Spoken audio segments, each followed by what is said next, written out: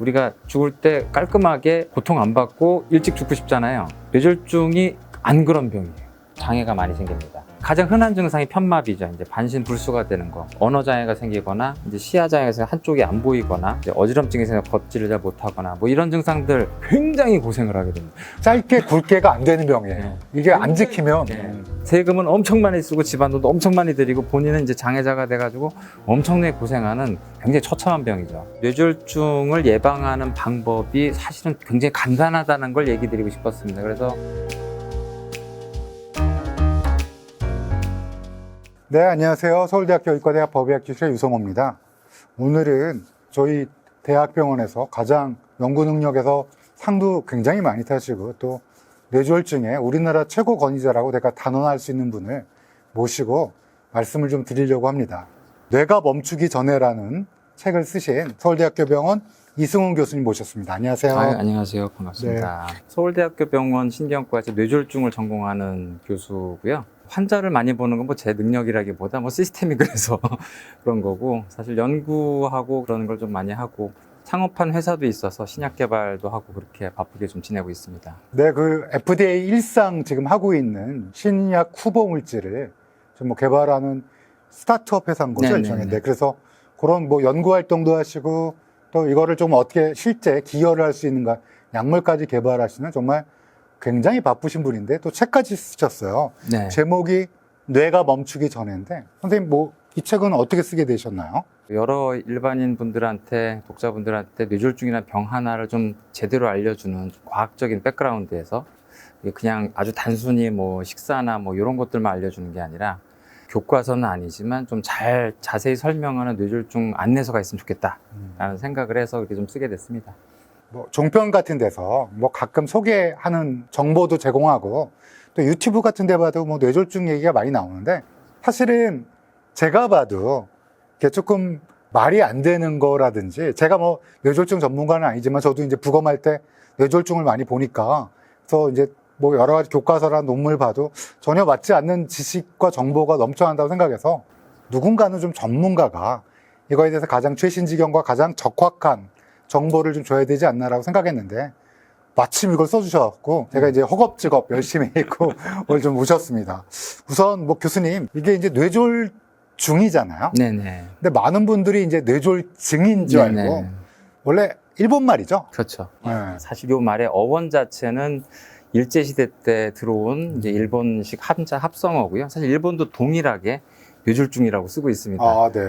그래서 사실 애초에는 우리나라에서는 이제 중풍, 뇌중풍 뭐 이렇게 쓰고 있었는데, 뇌졸중이라는 용어가 점점 일반화되면서 그냥 요게 사람들끼리 이제 공유한 용어다 이렇게 이해하면 좋지 않을까 생각합니다. 근데 이제 뇌졸중이 영어로는 스트로크이라고 하잖아요. 뇌졸중도 한자어로도 그런 약간 의미가 있잖아요. 네, 그렇습니다. 그렇듯이 이게 중요한 병이죠. 왜냐하면 생명과도 연관될 수 있고, 네. 뇌가 다른 조직과 좀 다른 게 분명히 있는 거죠. 네, 그렇죠. 사실 뭐 당연히 잘 아시겠지만 사실 뇌라는 게 태어났을 때 뇌 신경세포의 수는 그게 최대고, 좀 수출이고. 예, 그러고 나서 머리가 좋아지는 건 신경세포 수가 많아지는 게 아니라 이제 시냅스가 이제 그게 이제 아주 피크가 되는 시기가 사실 이제 우리가 10대, 20대이기 때문에 그때가 제일 머리가 좋은 거고. 아, 그럼 저희 머리 나빠지고 있나요, 지금? 예, 끊임없이 나빠지고 있죠. 사실 근데 그렇다고 해도 이제 이 시냅스의 활성화 때문에 경험이나 이런 것들에 의한 판단들은 훨씬 더 좋아질 수 있는 거죠. 그게 무슨 말이냐 하면, 처음에 만들어질 때 신경세포를 우리가 계속 다른 이런 세포들처럼 보강하는 작업이 없다는 얘기니까. 네, 한번 만들어 놓은 게 조금씩 네. 줄어들기만 하고. 재생은 없다, 뭐 조금 있지만 별로 의미 없게 있기 때문에 없다고 봐야 되기 때문에, 어떤 사고나 이런 뇌졸중에 의해서 갑작스럽게 뇌세포가 크게 망가지면 그걸 다시 보충해서 재생하는 시스템이 없다는 거죠. 그러니까 제때 치료하지 않으면 그냥 날아가 버리니까. 예, 예. 근데 뇌가 우리가 사고하고 뭐 출원하고 암기하고 기억하고 이런 모든 거의 핵심이니까, 그렇죠. 그걸 못 지켜내면 큰일 나니까 time is brain 이란 말이 맞군요. 예. 저는 이 책을 딱 보면서 느낀 게, 이제 이게 역시 학자라 이게 해부부터 시작해서 네. 이 자세한 용어 정리까지 쭉 하셨어요. 네, 네. 많은 분들이 이제 뇌졸중 그러면 하나의 질병이라고 생각하는데, 사실은 이게 굉장히 여러 개가 합쳐진, 증후군이죠. 그쵸, 증후군이죠. 네, 네. 크게 어떻게 나눌 수 있나요, 선생님? 그러니까 일단 뇌졸중이라고 하는 거의 전체 정의는 뇌가 외상이 아닌 이유에 의해서 자발적으로 갑자기 발생하는 질환 중에 혈관에 의해서 발생한 질환을 말합니다.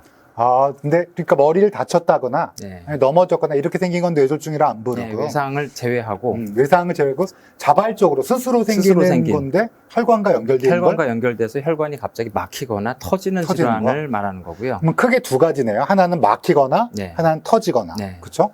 근데 사실 우리가 스스로 막혔다 터졌다를 알 수는 없으니까 환자는 갑작스럽게 일부 뇌가 망가진 증상을 보이거든요. 그래서 일부가 갑자기 기능을 못한, 대개 이제 반신불수가 되거나 이런 일이 갑자기 생겼을 때 다른 외상이 없었다. 그럼 일단 임상적으로는 뇌졸중 환자다라고 이제 생각을 하죠. 그러고 나서 병원에 오면 CT라도 찍어보게 되면 이제 터졌구나, 막혔구나, 그 둘 중에 하나를 이제 골라내야 되는 상황이 생기게 됩니다. 그래서 이 책에는 뇌졸중을 일으키는, 그러니까 스스로 생기는 혈관에 대한 구조와 또 이거에 대한 여러 가지 의학적으로 일반인들이 쉽게 이해할 수 있게 굉장히 재밌게 써주셨어요. 그래서 제가 이거를 이제 저희 아내한테 읽으라고 했거든요. 그랬더니 아내가 처음에 읽더니, 아, 내가 이렇게 되는 거냐고. 제 아내는 이제 의학 전공한 게 아니니까 쉽게 이해할 수 있을 정도로 좀 잘 써주셨던 것 같아서 좀 좋았고요. 아, 훌륭하시네. 제 아내는 아직도 안 읽었는데. 아니, 근데 와이프한테 자기 책 읽으라고 하는 건 좀 어렵긴 해요. 네. 와이프는 서로 하찮게 여기는 막 그런 게 네, 있어서. 응원만 하더라고요. 아, 응원. 이 책에는 또 혈관이 막힌다고 그것도 질환이 하나가 아니라고 돼 있더라고요. 그렇습니다. 대부분의 책들이 뇌경색, 뇌출혈까지는 얘기하는데 맞아요. 딱 두 개만. 네. 막히거나 네. 출혈하거나. 근데 이제 제가 이 안에 읽어보시면은 뇌경색이 3가지, 맞아요. 뇌출혈 2가지에서 일단 5가지를 설명하는데요. 이 5가지의 발생하는 원인이나 상황이나 그 다음에 예후도 다 틀려서 일단 좀 어렵지만 처음에 좀 그걸 좀 설명을 했습니다. 저는 사실은 너무 재밌어갖고 하는데, 예를 들어 심인성 뇌경색, 심장 원인으로 생기는 뇌경색증은 아마 잘 모르실 거예요. 대부분의 네. 아마 우리 의학을 전공하시지 않은 분들은. 일단 큰 혈관도 있고, 작은 혈관도 있고, 그것도 아주 명쾌하게 잘 설명해 주셔서. 아주 간단하게 제가 설명을 드리면 뇌로 올라가는 큰 동맥이요. 동맥이 이렇게 심장에서 쫙 올라가는 거죠. 예, 대동맥에서 이제 동맥이 돼서 이제 뇌로 이렇게 올라가면 큰 동맥이 뇌로 이렇게 관통하지는 않습니다. 장기가 있으면 일단 큰 혈관들이 장기 이렇게 둘러싸는 형태로 가게 되죠. 둘러싸는 이 혈관들을 그냥 뇌에서는 큰 동맥이라고 합니다. 근데 요게 이 혈관들이 작아지면서 분지되면서 뇌로 이렇게 파고 들어가는 관통 동맥을 소동맥, 소혈관 뭐 이렇게 얘기하거든요. 그러니까 뇌도 먹고 살아야 되니까 그냥 옆에 쭉 큰 거 가다가 쑥쑥 들어가는 거군요. 그러니까 이제 경부고속도로 오다가 그 다음부터 이제 간선도로로 간선도로. 이렇게 들어가는 형태라고 보시면 되죠. 그래서 일반적으로 죽상경화증이라는 동맥경화는 이 큰 동맥에서 벌어지는 사건이고요. 우리가 왜 목에다 초음파 검사하고 그러잖아요. 네. 그것도 이제 큰 동맥이 맞습니다. 가는 거를 함께 보려고 하는 거죠. 뇌동맥보다 좀 더 큰 동맥이지만 아무튼 큰 동맥에 생긴 죽상경화증에 의한 뇌졸중, 그 다음에 작은 혈관에 의해서는 소동맥 경화증이 생기고요. 이 2가지 형태가 뇌졸중, 뇌경색의 2가지 형태가 있고, 어느 혈관이든지 뇌는 잘못이 없는데 심장에서 혈전을 갑자기 날리는 경우에 혈전이란 건 피떡, 막 피떡 덩어리가 막 올라와서 큰 혈관을 막는 건가요? 큰 혈관도 막을 수 있고 작은 혈관도 막을 수 있고, 대개는 큰 혈관과 큰 혈관의 분지들을 좀 막게 되지만, 좀 이게 다른 거는 심장 자체도 병이 있기 때문에 이 환자분들이 예후가 제일 나쁘고요. 그러니까 이 심장도 고쳐야겠네, 그럴 땐 같이. 그렇죠. 그럴 때는 이제 심장이 원인 질환이 여기 사실 여기 뇌는 크라임 씬이고 범인은 이제 밑에서 보낸 꼴이 되는 거죠. 그래서 범인을 찾아야 되는 거죠. 과거에는 그냥 뇌경색하고 하나만 있는 줄 알았는데 3가지로 분류하시는 거 보니까 치료법도 다 다른 거. 그렇습니다. 사실 큰 동맥 죽상경화증은 심근경색과 동일한 병이라고 이해하시면 되고요. 소동맥경화증은 이제 환자분들이 굉장히 가볍게 옵니다. 증상이 고혈압 때문에 주로 생기지만 증상도 가볍고 거의 100% 회복이 되니까, 문제는 뇌출혈에도 소동맥이 터지는 뇌출혈이 있고, 그러니까 소동맥이 막히는 건 나중에 뇌출혈도 될 수 있는 그 거예요. 혈관이 변성이 된 이유가 똑같거든요. 그래서 막히신 분은 터질 수도 있어서 그분들은 지금 뇌경색은 가볍지만 나중에 뇌출혈이 돼서 사망률이 20에서 30% 되는 경우가 생길 수 있는 거죠. 가볍게 왔다고 무시하다가 치료 안 받으면 뇌출혈이 올 수도 있는 거예요. 그 다음부터는 뇌출혈을 예방하기 위한 방책들을 열심히 해야 되는 거죠. 일반인들한테 이렇게 잘 쉽게 설명해 준 책은 없었거든요. 네. 그냥 뇌경색증 뭐 운동해라, 네네. 혈압 치료해라 요 정도만 얘기했는데 하나 찝어준 거. 뇌경색증도 그렇고요. 뇌출혈도 네. 또 2가지, 사실은 더 있죠. 뇌출혈은 두 가지라고 했지만 아주 다른 원인들을 포함해서 세 가지 있다고 보시면 됩니다. 그거 선생님이 이제 전문적으로 아주 스페셜한 네네. 거고 우리가 경계하고 알아둘 만한 건 두 가지. 두 가지. 뇌출혈은 혈관이 터진 건데 그게 왜 두 가지인가요? 그러니까 아까 말씀드린 심장이 원인이 돼서 뇌를 터트리진 않습니다. 혈전만 날려서 막히게만 하고 뇌실질 출혈이나 지주막하 출혈 같은 경우는 여기서 병의 원인이 뇌에 있어야 돼요. 그러니까 뇌에 있는 원인으로는 큰 혈관과 작은 혈관 이렇게 해부학적 두 가지로 나뉘어지기 때문에 아까 경색증처럼 똑같이 뇌출혈도 큰 혈관과 작은 혈관이군요. 작은 혈관이 터지는 걸 뇌실질 출혈, 큰 혈관이 터지는 걸 지주막하 출혈 내지는 뭐 거미막 밑 출혈 이렇게 얘기를 합니다. 그럼 선생님 제 생각에는 뇌경색증엔 왜 뇌경색증 후유증 있으신 분들 재활을 할 때 보면 한쪽 네. 팔다리가 네. 불편하거나 말이 조금 어눌하시거나 네. 이런 정도잖아요. 네. 그럼 뇌출혈은 훨씬 더 안 좋겠네요. 사실 뇌경색은 가볍고 뇌출혈은 심각하다라고 퉁치고 얘기할 수는 없는데요. 왜냐하면 뇌경색 환자들 중에서 5% 정도는 사망하기 때문에 굉장히 광범위하게 뇌경색이 생기면 그것도 사실 또 막을 방법이 없어서 어느 정도 망가졌느냐가 중요한 거고요. 뇌경색도 가볍게 생기면 원인이 심장 원인이라 하더라도 가볍게 생기는 분들은 뭐 굉장히 많이 좋아지기도 합니다. 다만 뇌출혈은 뭐 가볍게 생길 수도 있지만 대개는 평균적으로 봤을 때 더 심각한 질환이라고 하는 이유가 처음에 발생하고 점점 커져요. 다른 조직에서 출혈이 생기면 사실은 압박을 하면 금방 멎잖아요. 아, 왜냐하면 근육 같은 게 있거나 네. 주변에 받쳐주는 데가 네네. 있으니까 지혈이 되는 효과가 있는 뭐 거군요. 근육에서 터지거나 심장이 터지거나 하면 사실 옆에 너무 높은 압력 때문에 사실 금방 바로 지혈이 돼버리죠. 이 멍 들어도 멍이 이렇게 흩어지려고 해도 또 근육도 있고 피부가 네네. 누르는 것도 있고 그래서 그냥 멍이 국소적이다, 좀 국한적이다 그런데 뇌는 그렇지 않나 봐요. 뇌는 놀랍게도 비중이 물 정도밖에 안 되거든요. 그럼 쫙 퍼지는 건가요? 물에 피 떨어지면 쫙 퍼지잖아요. 네, 그래서 계속 혈종처럼 커지게 되는 게 작은 혈관이 터졌는데 그렇게 작은 혈관이 터진 게 몸에서 출혈로 병이 되는 건 뇌가 유일하거든요. 그러니까 물과 같은 정도의 이게 퍼지는 압력이 없으니까 거의. 네. 그리고 근데 여기 딱딱한 머리뼈 안에 한정된 공간이라 네. 어디 달아날 데도 없잖아요. 사실 뇌를 보호하기 위해서 뼈도 있고 뇌막 세겹이 있고 그다음에 두피도 단단하고 그런데 뇌출혈이 생겼을 땐 그게 더 문제가 되죠. 도망갈 데가 없으니까 결국은 그래서 점점 커지다가 숨골을 압박하게 되면 환자가 이제 사망하게 됩니다. 야, 그러면 뇌출혈, 뇌경색증에 비해서 뭐 아까 말씀하셨지만 단언할 수는 없지만 뇌출혈이 우리가 흔히 의사들이 말하는 예후라는 게 네. 결과가 안 좋을 확률이 높겠네요. 네, 사망률로 단적으로 얘기하면 뇌실질 출혈은 우리나라에서 3개월 사망률이 20%, 해외는 30-40% 되고요. 저희가 더 좋은 거죠. 네, 우리나라가 좀 좋은 이승훈 편이죠. 선생님 계시니까. 아, 그런 건 아니고 유전적인 약간 출혈이 좀 작게 생기는 경향이 있어요. 출혈이 많이 생기는데 이상하게 좀 출혈이 좀 작게 생기는 편입니다. 그런데 이제 또 지주막하 출혈은 사망률이 40에서 50%. 그거는 인종과 무관하게. 와, 그러면 지주막하 출혈이 생겼다 하면 네, 갑자기 큰 혈관이 뻥 하고 터져버린 거기 때문에 환자분들이 얘기하시기로는 이제 인생에서 겪어본 적이 없는 엄청난 두통을 갑자기 느꼈다. 뭐 망치로 맞은 것 같다, 해머로 맞은 것 같다. 누군가가 분명히 자기를 망치로 때리고 갔다. 그리고 바로 이제 의식을 잃거나 아니 심지어 사망해서 이제 응급실에 오게 되는 경우가 많죠. 와, 같은 대학에 이제 WHO라고 거기 사무총장으로 우리나라 최초 이종욱 사무총장님이 계셨는데 그분이 돌아가신 것도 아마 네, 심지어 일하다가 돌아가셨죠. 일하다가? 예, 스위스에는 본인 집무실에서 일하시다가 지주막하 출혈 생기고 아마 바로 발견은 안 됐던 것 같고 그래서 응급 수술을 이제 바로 하셨는데도 사망하셨습니다. 그러니까 WHO 사무총장인데다가 의사인데다가 주변에 또 좋은 병원도 있을 텐데 그만큼 네. 사망률이 높군요. 네.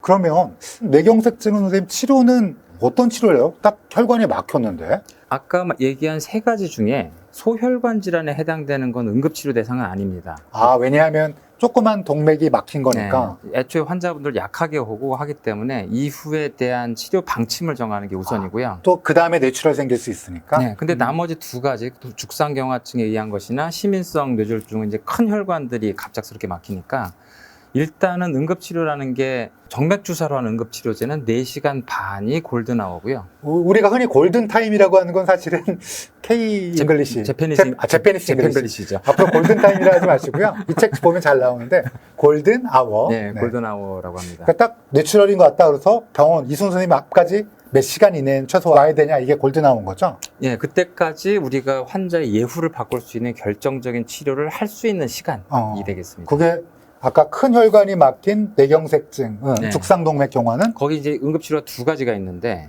정맥주사로 혈전 용해제를 주는 건 4시간 반. 근데 직접 들어가서 혈전을 꺼내는 시술은 6시간입니다. 들으셨죠? 그리고 이 책에는 그 내용이 되게 자세히 나와서 골든아워가 이렇게 보통 여러 얘기도 돌고 그러는데 이건 직접 하고 계신 선생님들이 딱 얘기해 주시고 또 그걸 분리해서 얘기해 주신 거니까 가장 정확한 지식이라고 생각하시면 될 것 같고요. 골든아워라는 게 네. 수명을 조건으로 한 골든아워인가요? 아니면은 그 장애가 되는 게 두 가지 다 맞는데요. 그거에 관련된 기전을 살짝 설명을 드리면 혈관이 막히잖아요. 막혔으면 거기 이 혈액을 받고 사는 뇌세포가 동시에 죽어버리는 게 아니고 가장 이 혈류를 많이 받는 센터는 죽어버리는데 주변은 또 약간 혈류가 다른 데서 좀 오기 때문에 죽어갑니다. 이게 죽어가는 영역에 해당되는 애들은 기능을 못해서 환자가 왔을 때는 이미 지금 반신불수 상태여도 죽지는 않았는데 죽어가는 영역들이 있어요. 우리가 그걸 치료한다는 거는 점점 이게 넓어지거든요. 센터에서부터 점점 죽어가면서 넓어집니다. 이게 이 혈전을 열 수 있는 시간이 아니고 이건 나중에도 열 수 있어요. 여는 게 의미 있는 시간이에요. 열어서 반응형 부위를 살리는 거. 주변에 죽어가는 애를 빨리 살려주는 거야. 그래야지 살릴 수 있는 거예요. 죽으면 못 살려요, 뇌는. 그래서 아까 그러죠. 죽으면 못 살린다고. 6시간 정도가 지나게 되면 다 죽어버렸어요. 이 살아남은 부위가 있다. 여기 통계적으로 있는 시간이 6시간까지다. 해서 그래서 열어버리면 나머지가 살면서 환자분이 굉장히 많이 좋아집니다. 그리고 나중에 뇌 시냅스 가소성이라고 그래서 또 금방 회복이 잘 돼요. 저 주변 많이 살릴수록. 그러니까 사실 그 뇌에 대해서 내가 너무 절망적인 얘기만 한 것 같은데 죽었어도 완전히 다 죽었어도 그러면 이 뇌경색 환자는 좋아지지 않느냐? 엄청나게 좋아집니다. 회사로 따지면 갑자기 한 팀이 다 나가버렸어요. 퇴사해버렸어요. 그럼 회사에 그럴 거 아니야. 야, 이 일 누가 하냐? 했는데 우리 똘똘한 애들 많습니다. 저 일 시키면 됩니다. 하면서 갑자기 일을 더 잘할 수도 있잖아요. 그럼 전체적으로 보기 회사의 아웃풋은 동일하거나 더 나아질 수도 있잖아요. 마찬가지로 나머지 뇌의 가소성 때문에 이 신경세포들이 피드백을 계속 받아요. 이 일을 못하는데 하면서 그럼 이 일을 하게 시냅스를 연결하자 하면서 기능이 돌아오는 재활의 원리가 한 3개월, 6개월 동안 환자들이 되게 많이 좋아지는 원리가 이게 근육 힘이 약해졌으니까 근육 힘을 하기 위한 피트니스가 아니고 이거 못한다는 시그널을 자꾸 알려주는 거예요. 너 이거 못한다. 그래서 제가 이제 환자분들한테도 꼭 운동 안 하더라도 이걸 움직이는 생각만이라도 해보시라고. 계속. 아니면 침대에서 조금이라도 좀 움직여 보시라고. 못하는 걸 할수록 나머지 신경세포들이 이걸 하려고 하는구나 하면서 그 부분들이 연결되면서 좋아지는 부분이 있습니다. 그래서 뇌경색 환자는 사실 뭐 사망률도 적은 편이지만 한 3개월, 6개월 동안 굉장히 많이 좋아져요. 6개월 이내에 이게 시그널이 가서 회복이 돼야지. 네. 또 그래서 많이 회복도 되죠, 선생님. 네, 굉장히 많이 회복됩니다. 그러니까 빨리 치료받고 빠른 시간 내에 재활을 시작하고 이러면 결과가 좋게 되는 그래서 거죠. 사실 전체 환자 중에 뭐 이게 4분의 1 이렇게 딱 잘라서 얘기를 하는 게 편하니까요. 25%는 이전하고 똑같아요. 전혀.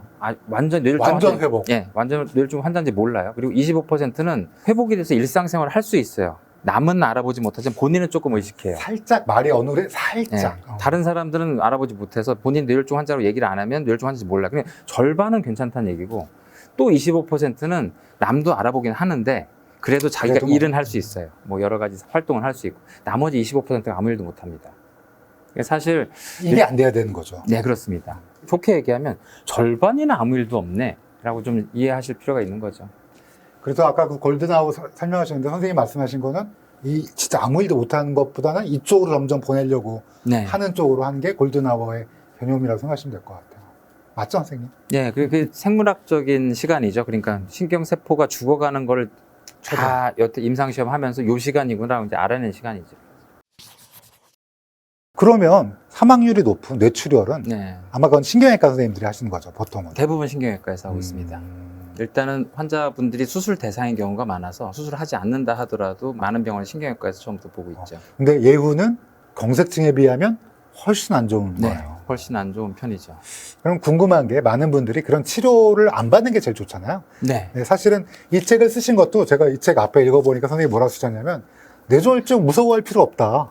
그 뭐 별거 아니다는 식으로 근데 이제 울컥한 게 아니 본인은 이제 뇌졸중 전문가니까 별거 아니겠지만 무서워하는 사람도 많지 않을까 이러면서 쭉 읽어봤는데 제 2장 챕터 2에 보면 이걸 막는 방법에 대해서 아주 자세히 써주셨어요. 네. 그래서 사실 뇌졸중에 응급치료가 있으니까 국민 여러분 안심하세요라고 얘기하면 안 된다고 생각해서 쓴 책입니다. 그러니까 사실 처음에 얘기한 것처럼 뇌는 우리가 어떤 사고나 그런 게 아니어도 그 태어난 이후로는 계속 신경세포가 줄어들어가기 때문에 어떻게든 보호를 해야 하는 거고 사고를 방지해야 되는 거죠. 그러니까 그 사고가 생기는 게 정말 본인 노력과 무관하게 갑자기 생긴다면 그거에 뭐 기도할 문제건 종교의 문제가 되는데 이건 사실 굉장히 과학적인 질환이라서 막을 수 있는 질환이라고. 사실 대부분 본인이 만들었거나 아니면 외부적인 요인에 의해서 만들어지고 있는데 모르고 있다가 그걸 이제 수십 년 동안 계속 쌓아오다가 어느 한순간에 터지는 거거든요. 그렇다면 한순간에 터질 때 어떻게 해야지가 아니고 만들어가고 있는 상황이란 것만 인식하면 되겠다. 그걸 미리 막으면 뭐 거의 요 정도 병은 말이 생활습관병이라고 하는 게 생활습관에서 잘 조절만 하면 이 병을 안 생기게 만들 수 있다는 거니까 그래서 그거를 제가 챕터 2에다가 아주 자세히 좀 적어놨습니다. 네, 그래서 말씀드릴게요. 고혈압, 당뇨, 고지혈증, 흡연, 음주, 비만 및 대사증후군, 심방세동. 이것만 읽어도 유튜브 안 보셔도 되고요. 뭐 대멘토군 보시더라도 사실은 좀 잘못된 의학 정보가 많다는 생각을 아까 저희 시작하기 전에 제가 이승훈 교수님이랑 잠깐 대화 나누는데 서로 의견이 비슷하게 했거든요. 그래서 이 책을 차라리 이 책을 보시고 정확하게 다른 것보다는 이게 중요하지 않을까. 그리고 이게 사실은 예방하기 쉬운 지금 네. 현대의학에서는 그렇죠, 네, 선생님. 제가 선생님 유퀴즈에 나온 걸 예전에 봤는데 네, 네. 선생님이 이거 굉장히 강조하시면 선생님도 약 드신다. 네네네. 뭐 그러면서 이거 약 나를 위한 약이라서 꼭꼭 네. 지킨다 이러는데 네. 꼭 약을 먹어야 되는 건 맞죠? 그러니까 약을 먹으라고 하면 이게 사실 너무 단정적으로 얘기하기 때문에 이제 이 선생님. 클립을 보신 분들이 뭐 약을 너무 선동적으로 얘기한다 이렇게 하시는 경우가 있는데 모든 사람이 약을 먹는 건 절대 아니고요. 네. 그러니까 본인의 단계에 맞춰서 하면 되는 거죠. 그러니까 약을 먹을 필요 없을 정도로 생활 습관에서 이 위험 요인을 조절하고 있다는 게 제 책을 읽고 판단이 되면 먹을 필요가 없고요. 근데 이제 생활 습관 조정을 6개월 동안 집중적으로 본인이 했다고 생각하거나 아니면 할 수 없거나 할 생각이 없거나 그렇다면 이제 현대의학의 힘을 빌리는 게 훨씬 낫다는 겁니다. 아, 라이프 스타일을 처음에 이렇게 변형시키는 게 제일 중요하고, 그걸 네. 6개월 정도 해보고, 네. 그게 만약에 안 되거나, 어쩔 수 없는 상황이거나, 네. 뭐 이런 상황인 경우는 약을 좀 먹는 게 좋겠다. 근데 그 약을 안 먹으면 네. 또 안 되는 거고요. 네. 그죠? 네. 저는 이제 이 책에서 제일 백미가 3장이라고 생각해요. 네. 네. 초판본, 아직 얼마나 나왔는지 모르겠는데, 이게 100년 내 플래너라고, 이 플래너의 내용이 3장 내용인데요. 3장은 이런 거예요. 이제 자가 툴킷이에요. 그러니까 자가 진단을 할 수 있고, 선생님이 여기 몇 단계로 나누셨죠, 선생님? 0단계부터 3단계까지 4단계로 나눴습니다. 네, 0단계, 3단계까지 단계를 나눠서 각각 단계에 따라 내가 어떻게 행동해야 네. 되나를 자세히 써주셨는데, 참고로 저는 1단계더라고요. 왜냐면 저는 이제 나이가 50살이 넘어서요. 네. 네. 선생님도 1단계. 그렇죠. 그러니까 50 영단- 넘어가면 이제 받아들여라 이거잖아요. 아, 50 할 수 없군요. 네, 그래서 만약에 50 미만인데 2단계다. 이러면 정말 심각한 거죠. 뭐 제가 지금 현재 보고 있는 분들 중에 3단 뭐 많습니다. 요즘 그러면- 생기신 분도 많고 밀보 직전인 분들도 많고 네. 20대인데도. 선생님, 그러면 0단계는 뭔가요? 0단계는 아주 정상적인 50세 미만의 일반인을 말하는 거고요. 3단계는 뇌졸중이 생기신 분 아니면 심근경색 같은 심각한 병이 생기신 분을 말하는 겁니다. 참고적으로 보니까 0단계 여기 보니까 고혈압이 없고 고지혈증, 이상지질혈증이라는데 고지혈증이 없고 당뇨 없고 평생 흡연하지 않았고 뭐 아니면 10년 이상 금연했던지 그다음에 음주 빈도 이런 걸 갖고 여기 아까 말씀드린 그 위험 인자를 갖고 평가하신 게 있고 0단계는 그러면 좀 안심해도 되는 거기에서도 조금 안 된다고 또 책에 써 있어요. 예, 뭐 살짝 일을 하라고 했죠. 네, 그러니까 네. 이제 이런 얘기를 말씀 많이 하시거든요. 특히 여자분들 많이 얘기하시는데 여자분들은 아무래도 이제 몸에 살의 양이 적기 때문에 저혈압이라고 느끼면서 사시는 분들이 많아요. 사실 그거는 심장이나 혈관이 보기에는 혈액을 보낼 살이 적기 때문에 경제적으로 혈압이 낮은 거거든요. 그래서 본인은 저혈압이지 고혈압은 안 된다. 라고 착각들을 하시는데 많이들 그러세요. 예, 굉장히 많이 착각을 하시죠. 그래서 이제 본인은 절대 고혈압이 안 될 거다. 그래서 고혈압을 진단을 하면 굉장히들 놀라십니다. 내가 그럴 리가 없다. 근데 고혈압이라고 하는 거는 걸리는 사람, 안 걸리는 사람이 따로 있는 게 아니거든요. 그렇죠. 거의 40대, 50대가 나이에 맞는 퍼센트로 50대면 50%, 60대면 60% 생긴다고 할 사실 정도거든요. 혈관이 탄력성을 잃어갖고 네. 조금씩 생기는 수밖에 없어요. 예, 그러니까 그게 생기는 상황에 일찍 갈수록 도움이 되는 거죠. 그러니까 고혈압만 잠깐 좀 설명을 드리면 고혈압이 왜 나쁘냐고 하면 증상은 전혀 없으니까 내가 느낄 게 없는데 높은 혈압을 제일 못 견디는 장기가 뇌입니다. 사실 혈압이 높아지면 장기들이 그 혈압에 충격을 받기 시작을 하는데 다른 장기들은 튼튼해요. 아까 얘기한 것처럼 조직압도 있고 이래가지고. 근데 뇌는 혈관 외에 나머지 뇌가 물과 같은 존재이기 때문에 혈관이 더 빨리 변성이 되거든요. 그러니까 사실 고혈압을 치료하는 목적은 혈압이 높아진 기간으로 인해서 뇌혈관 변성을 막고자 하는 게 첫 번째 목표인 거죠. 그렇다면 내가 지금 혈압이 높지만 내가 노력해서 낮출 수 있어 라고 하면서 그 낮추는 기간이 막 2년, 3년 된다. 그 2년, 3년 동안 손해보신 겁니다. 그러니까 인생 중에 정상인 혈압 기간을 최대한으로 만드는 게 목적인 거죠. 그렇죠. 그래야지 네. 뇌도 보호하고. 네, 그러니까 사실 그걸 한 2, 3개월, 6개월 이렇게 해봐서 혈압이 떨어지지 않는다. 그럼 빨리 혈압을 약으로 써서 정상 혈압으로 낮춰야 뇌에 발생하는 부담을. 혈관 합병증을 낮추게 되고 나중에 뇌졸중이 생길 가능성을 줄이게 되는 거죠. 이 책을 읽으시면 저처럼 뭐 50 초과하신 분 1단계에서 어떻게 하면 오래 버틸까? 네. 여기 자세히 나와 있고요. 2단계는 어떻게 돼요, 선생님, 그러면? 2단계는 이제 여러 위험 요인들이 이제 약으로 쓰지 않으면 안 될 정도로 이제 많아지신 분들. 당뇨도 좀 있고, 이제 그러니까 좀. 적어도 두 가지, 고혈압이나 당뇨, 이런 것들을 약으로 써야 되는 경우, 아니면 그게 아니어도 꽤 비만하시거나, 운동 부족이 너무 심하거나, 아니면 담배를 굉장히, 제가 이제 담배는 무조건 2단계로 넘어간다고 그렇게 써놨는데요. 그러니까 담배를 계속 피우고 있거나, 술도 이제 불규칙적으로 많은 폭음을 한다든지, 뭐 이런 것들이 다 2단계 위험률 2가지 이상이라고 제가 이렇게 해놨습니다. 저희 대면톡도 늘 항상 담배 피지 마라, 술 먹지 마라, 이렇게 얘기 많이 하는데. 네. 이거 이승훈 선생님 만나면 안 좋아요, 사실은. 그죠? 그렇죠. 저를 만난 의사 중에서는 상황이, 예. 굳이 만날 필요가 없는. 사실. 네. 그리고 사실 또 외래로 이제 저를 뇌졸중이 안 생기게 걱정돼서 오셨다고 하는 분들은 전 뇌졸중 치료하는 사람입니다. 그래서 돌려보내게 되니까. 맞아요. 예, 저를 진짜 진지하게 제가 만나게 되면 이제 3단계 오신 거죠. 3단계 선생님, 그러면 선생님한테 이제 직접적으로 치료를 받아야 되는. 네. 반드시. 네, 그분이고. 이 책을 안 읽어서 이제 아무것도 안 했다가 오신 분들이죠. 그래서 저는 이 책이 어떤 느낌이 들었냐면, 이승훈 교수님이 본인 환자 줄이려고. 네. 그렇죠. 본인 좀 이제 연구랑 이제 개발하고 계신 임상에 좀 올인하려고. 뭐 그런다고 뭐 줄어들 것 같지 않은데 뭐 이런 건 있습니다. 그러니까 사실 뇌졸중이라는 병이 사망률은 되게 많이 줄었거든요, 우리나라에서. 그런데 발생률은 여전하거든요. 근데 사실 뇌졸중이라는 병이 어떻게 보면은 일종의 후진국병에 가까워요. 고혈압이 제일 많이 영향을 끼친다고 하는 건 고혈압이 제일 조절하기 좋은 거기 때문에. 근데 그런 거 치고는 우리나라에서 사망원이 4위까지 거의 네, 가고 예전에 있으니까. 2위였으니까. 맞아요. 좀 줄어들긴 했는데. 좀 줄어들고. 그래서 사실 암이 늘어나는 거야 수명이 늘어나는 거기 그럼 어쩔 때문에 수 없죠. 그거는 뭐 선진국에서도 어쩔 수 없는 것인데. 보다 선진국이 되면 줄어야 되는 건가요? 네, 그렇습니다. 제 생각엔 그렇습니다. 그러니까 사실 고혈압 같은 더더군다나 지금 더 이상 약을 개발할 필요가 없을 정도로 수많은 약들이 약들이. 잘 개발된 상황에서는 여기에 약 종류도 되게 자세히 나와요. 네, 이게 네, 의대생 가르치는 줄 알았어요.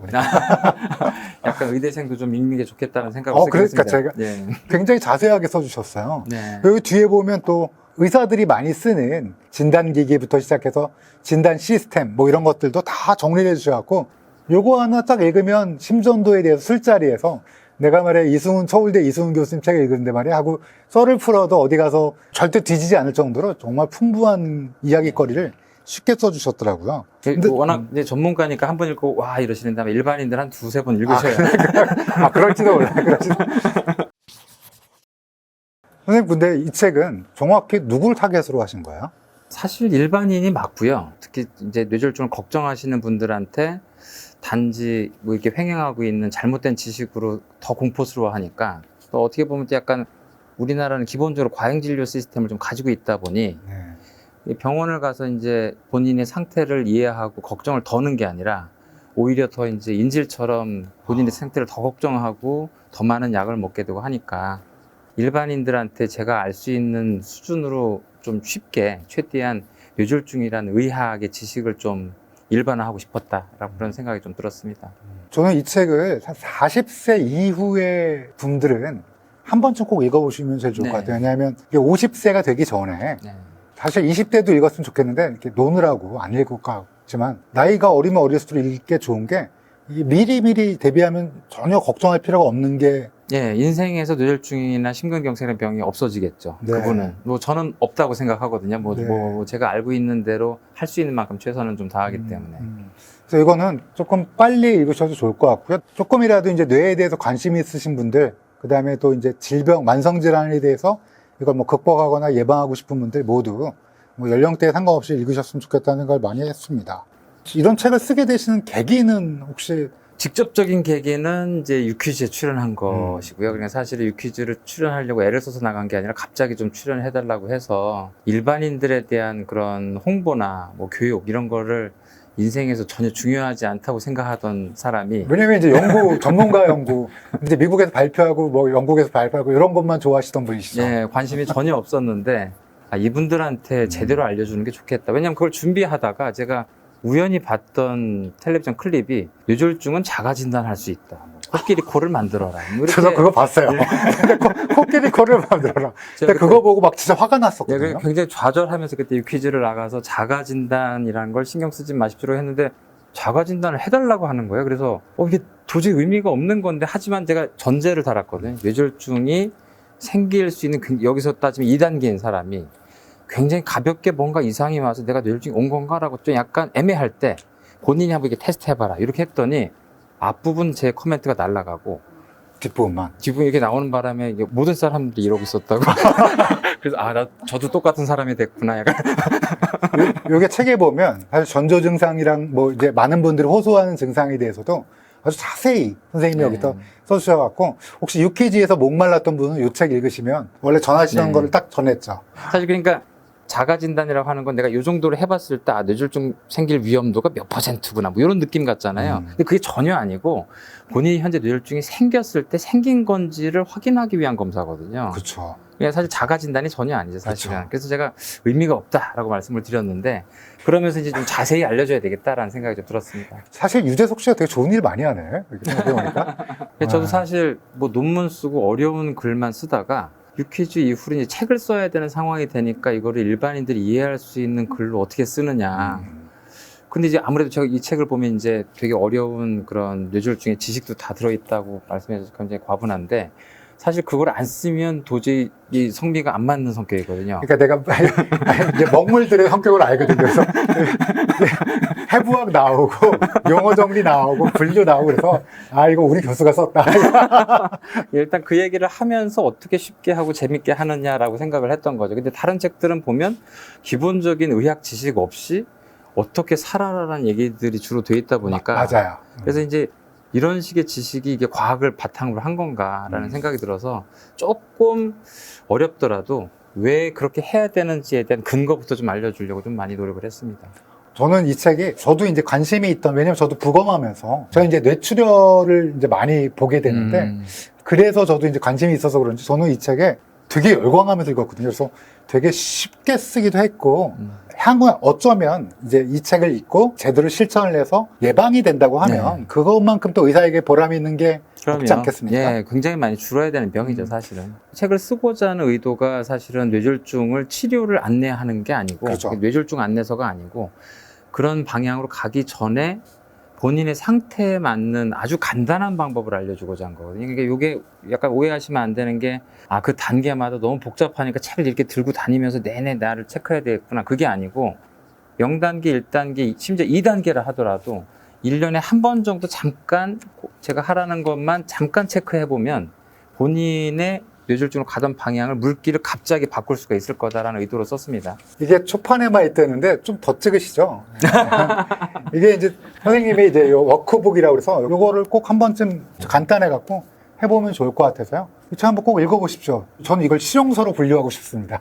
실용서적인 측면에서 굉장히 제가 이전에 다른 책들도 많이 리뷰했는데 진짜 도움이 자기한테 직접적으로 인생에서 될 만한 책이라 생각하고요. 툴킷이 있으니까 굉장히 효용성이 높다고 생각합니다. 어떤 질병은 뭐 유전이나 내 책임이 아닌데 좀 되게 억울하게 걸린 것들이 있는데 근데 뇌졸중은 그러면 거의 유전. 100% 나의 책임이라고 봐요. 거의 한 90에서 95% 본인이 만든 병입니다. 물론 이제 모든 질병을 이제 우리가 병력 청취를 할 때 부모님이 어떠셨냐라고 물어보긴 하는데 이 뇌졸중은 어떻게 보면 합병증이거든요. 그러니까 원인들이 모여서 어떻게 생긴 사고예요. 이 원인들은 좀 유전될 수 있어요. 고혈압, 당뇨, 고지혈증이나 뭐 운동 잘 안 하고 뚱뚱하고 이런 것들은 체형을 다 물려받을 수가 있는 건데 그거를 요거에 맞춰서 혈관이 망가진 단계를 차단하자는 얘기거든요. 차단되면 뇌졸중이 안 생기는 거라서 뇌졸중은 유전되는 게 아닙니다. 물론 이제 모야모야병, 카다실 뭐 이렇게 해가지고 유전적으로 특수하게 생기시는 분들이 있는데 그분들의 비율은 굉장히 낮거든요. 그러니까 대부분의 뇌졸중 환자들은 사실은 본인이 뇌졸중으로 갈 수 있을 만한 체질이라는 걸 조금 인식하고 다른 사람보다 고혈압, 당뇨, 고지혈증, 약간의 운동 이렇게 약간 신경 쓰시면 그게 없던 사람보다 뇌졸중이 생길 가능성이 더 떨어져요. 그래서 유전성은 사실은 생각하지 않으셔야 됩니다. 교수님이 이때까지 보셨던 뇌졸중 환자 중에 제일 젊은 나이가 어떠세요? 물론 소아도 뇌졸중이 있으니까 예, 많아요. 소아도 뇌졸중이 많은데 근데 그 소아는 정말 이제 유전적인 소인들이 많이 있는 거라서 모야모야병 같은 네네. 경우는 생길 수 있으니까. 네네. 근데 이제 제가 보는 저는 소아과를 보진 않으니까요. 근데 20살 되면서부터 이제 저한테 다 보기 시작하는데 20살도 많이 있습니다. 그럼 젊은 친구는 어떤? 굉장히 이유들이 좀 다양한데요. 재밌는 건 뇌졸중의 젊은 층의 비율도 조금씩 늘어나고 있는데 환자 늘어나고 있는데 생활 습관을 잘못해서 생긴 사람들도 있나요? 예전에는 그러니까 생활 습관이 본인이 의도하지 않았어도 약간 건강했죠. 뭐 체형도 뭐 이렇게 뚱뚱하지 않았고 그랬는데 지금은 여러 먹는 거나 뭐 굉장히 잘못 먹거나 이제 체형도 좀 안 좋아지고 하는 분들이 많아서 그런지 20대, 30대인데 아주 전통적인 뇌졸중이 생기세요. 죽상경화증에 의한 뇌졸중이 많아져요. 20대, 30대. 와, 그건 놀라운 일이에요. 네. 하긴 근데 저도 31살짜리 급성심근경색 최근에 했거든요. 네. 담배를 하루에 2갑씩 네, 핀대요. 맞아요. 그리고 또 사실 극단적으로 꽤 뚱뚱하신 분들은 20대에 고혈압, 당뇨, 고지혈증이 다 있는 경우가 아주 흔해요. 사실 살만 빼도 그 병들이 없어지는 경우가 굉장히 많습니다. 그래서 사실 어떻게 보면은 다 뭐 이렇게 운동을 열심히 하는 여러 가지 유행도 있고 그렇기도 한데 그럼에도 불구하고 실제 어떤 한 인구 집단은 예전보다 더 풍부하게 먹는 이런 서양식 식단이나 아니면 자극적으로 먹는 우리나라 음식 때문인지 그렇게 동맥경화가 생기시는 분들이 약간 많아지고 있습니다. 이게 약간 후진국형 질병이라고 하셨잖아요. 네네. 사망률이 줄어들어야지 되는 거죠, 선생님. 그렇죠. 사망률이 떨어지는 건 고혈압이 많이 조절되면서 뇌출혈이 줄어들어서 그렇습니다. 근데 이제 그 현대인의 그런 젊은 층이 네. 늘어나는 거 한 거는 또 뭔가 풍요로워지면서 현대 네. 사회가 더 네네. 그런 측면이 있는 거죠. 그렇죠. 어떻게 보면 선진국형인 뇌졸중이 많아지고 있죠. 근데 사실 이게 좀 안 좋은 뉴스일 수 있는 게 사망률은 떨어지는데 발생률이 증가하면 살아남은 사람만큼 장애재가 많아진다는 거거든요. 그래서 뇌졸중에 의한 성인 장애자들이 굉장히 많아지고 있습니다. 이게 돌봄 비용이라는 게 또 이게 크니까 그게 뇌경색증이 이제 빨리 치료해서 우수한 성적, 우리나라가 굉장히 우수한 성적을 거두는데 안 좋은 게 혹시 돌봄 비용을 발생시킬 수 있는 장애를 가지시게 되면 사회적으로나 개인적으로나 여러 가지 큰 문제가 생기니까 이게 이제 우리나라가 또 노령화가 많이 되니까 돌봄 비용을 발생할 수 있는 뇌경색증 환자가 늘어나면 전체적으로는 우리나라의 큰 경쟁력에 문제가 될 수 있죠. 네. 그래서 이 책을 내가 뭐 책을 팔려고 그런 게 아니라 정말 중요한 책이에요. 왜냐하면 뇌경색증 자체가 뭐 죽음 이런 것도 있지만 돌봄 비용을 발생한 사회적으로 큰 손실을 일으킬 수 있는 질환이기 때문에 네. 사실 우리나라가 여러 영역들이 좀 마찬가지인데 OECD 데이터를 보면 되게 재밌는 데이터가 있어요. 나라 전체의 뇌졸중 환자 발생률, 장애율 이런 것들은 OECD 국가 중에 약간 아래쪽에 있어요. 우리나라가 더 나쁜 나라는 뭐 약간 좀 멕시코 뭐 이런 나라들이 좀 있는데 재밌는 건 병원에서 뇌졸중 치료율은 거의 탑이에요. 1등이 일본, 2등이 한국 뭐 이렇습니다. 그러니까 사실 병원에서의 전문 인력들의 뇌졸중 치료하는 건 굉장히 좋은데 실제 커뮤니티, 지역적인 면에서의 국가적인 컨트롤은 되게 안 좋다는 얘기죠. 의사들은 열심히 하고 있는 거네요, 결론적으로. 예, 그러니까 사실 나라의 헬스케어 시스템에 대한 부분이 사실 병원에 도달하지 못하는 사람들의 그런 그렇네요. 부분이 굉장히 뭐 안타까운 부분이 많다는 거죠. 뇌졸중으로 인해서 장애가 발생하는 위험이 되게 많은지. 네, 그 뇌졸중 중에 아까 뇌경색의 3가지, 뇌출혈 2가지, 그리고 5가지 중에 소혈관 질환을 제외하고 나머지 다 장애가 많이 생깁니다. 가장 흔한 증상이 편마비죠. 이제 반신불수가 되는 거. 그리고 언어 장애가 생기거나, 이제 시야 장애가 생겨 한쪽이 안 보이거나, 뭐 이제 어지럼증이 생겨 걷지를 잘 못하거나, 뭐 이런 증상들. 사실 뇌가 모든 기능을 관장하기 때문에 어느 증상이라도 생길 수 있는데, 뇌가 한꺼번에 다 망가지는 게 아니라 일부가 망가지다 보니까 일부의 증상이 생기고 균형이 안 맞는 증상이 장애로 남게 되죠. 사실 그래서 뇌졸중이 어떻게 보면 뭐 이렇게 생각할 수도 있어요. 뭐 나이가 들어서 우리가 죽을 때 깔끔하게 고통 안 받고 일찍 죽고 싶잖아요. 뇌졸중이 안 그런 병이에요. 그러니까 심장 같은 게 문제가 되면 갑자기 돌연사를 할 수 있는데 뇌졸중은 돌연사의 비율이 높지가 않고 굉장히 고생을 하게 됩니다. 짧게 굵게가 안 되는 병이에요. 예. 이게 안 굉장히- 지키면 예. 세금은 엄청 많이 쓰고 집안돈도 엄청 많이 들이고 본인은 이제 장애자가 돼가지고 엄청나게 고생하는 굉장히 처참한 병이죠. 선생님 오랫동안 보셔갖고 그거에 대해서 너무 많은 환자들이 너무 많은 환자들이 돌봄 비용이라는 게 사실은 제가 있죠. 예. 순화해서 얘기했지 말씀하신 대로 좀 비참한 면이 분명히 있죠. 그렇습니다. 그 또 사실 부모님이 왔을 때 보호자들 아들 딸들이 막 놀래서 와요. 놀래서 왔는데 이분을 2, 3년 치료를 해야 되는 상황이 되면 같이 살지도 않고 이제 굉장히 큰 경제적 부담이 되기 때문에 장병에 효자 없다고 대부분 다 이제 굉장히 고독하게 지내시다가 요양병원에서 이제 쓸쓸히 돌아가시는 경우가 많거든요. 가장 어떻게 보면 나이 들어서 사고를 제외하고 장애자가 되는 원인 질환으로 1등이죠. 전 세계가 다 공통이에요, 이건. 그래서 이게 사실은 우리 노인의 건강하게 살다가 응집돼서 조금 짧게 아프시고 돌아가신 게 우리 모두의 목표잖아요.